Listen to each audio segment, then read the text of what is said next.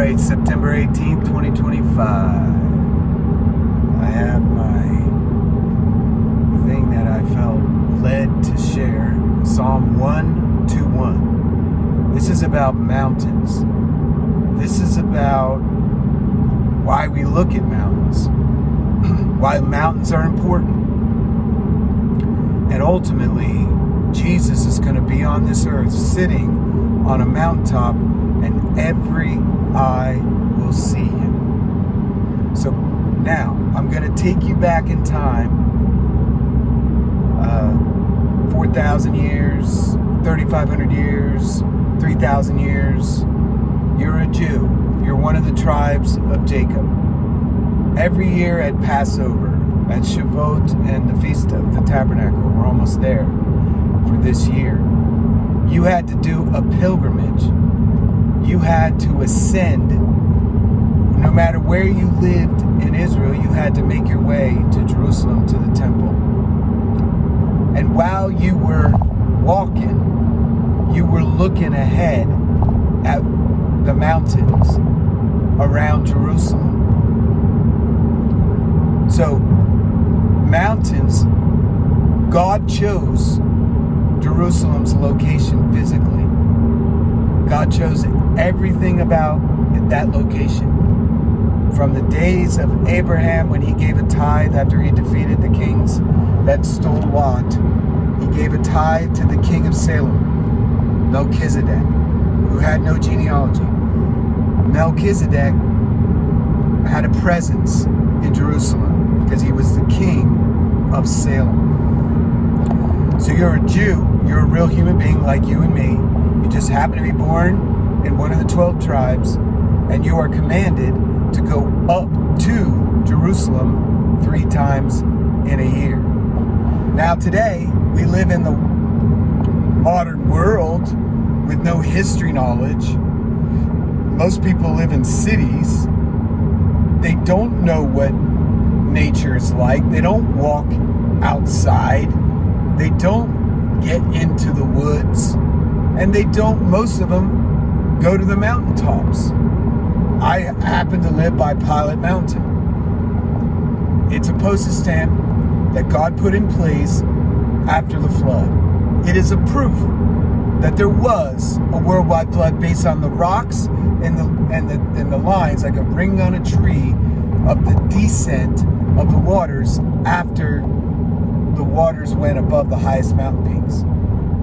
There's no doubt that if you have water on the highest mountain peak, and it may not be Mount McKinley or whatever the highest mountain would be at that time. Because remember, water's heavy, and water pressed down, and water moved things around land-wise. There are faults underneath or under America, out in California and others places. You have the Mississippi River that kind of cuts down north and south through our nation. You have the Nile River that fed Egypt and made it a superpower. Waters move and they create Grand Canyon, Colorado River. It's created by the descent or the regression of the floodwaters. So Israel, after the flood, was topographically changed. But this is where the Lord was going to set up his temple with the nation of Israel. So every time a Jew would ascend unto Jerusalem, they would look unto the hills, and they would walk the same path. And that has been just opened up to the public this week. The pilgrimage road in Jerusalem, where they've dug down and they've shown from the Pool of Siloam to the Temple Mount the path that the pilgrims took when they brought their gifts and their offerings, and they came to worship Yahweh, the God of Israel, the God of Abraham, Isaac, and Jacob. So I'm going to read a short Psalm 121. I will lift up my eyes unto the hills. From whence comes my help? My help comes from the Lord, who made heaven and earth. He will not allow your foot to be moved. He who keeps you will not slumber. Behold, he who keeps Israel shall neither slumber nor sleep. The Lord is your keeper. The Lord is your shade at your right hand. The sun shall not strike you by day, nor the moon by night. The Lord shall preserve you from all evil. He shall preserve your soul. The Lord shall preserve your going out and your coming in from this time forth and even forevermore. If that song doesn't bring you comfort, you're not awake. The veil is still over your eyes. That song should be your meditation in times of craziness that we're in today. We will look to the mountains. We will look to our mountain. We got the Blue Ridge Mountains. We got Pilot Mountain. And we will look to it knowing that the Lord is the creator of the mountain. Jesus said, if you have faith like a little mustard seed, you can move mountains. What are mountains spiritually? They are empires. They are territorial spirits. They are principalities. And they are powers. And who are we? We are pilgrims and we are sojourners. We are just mere mortals, flesh. But the keeper of our soul is the maker of heaven and earth. Not the universe. Don't use that word. Maker of heaven and earth. And the sun shall not strike you during the day, nor the moon by night, because they move. They move. They will move and they will be turned off.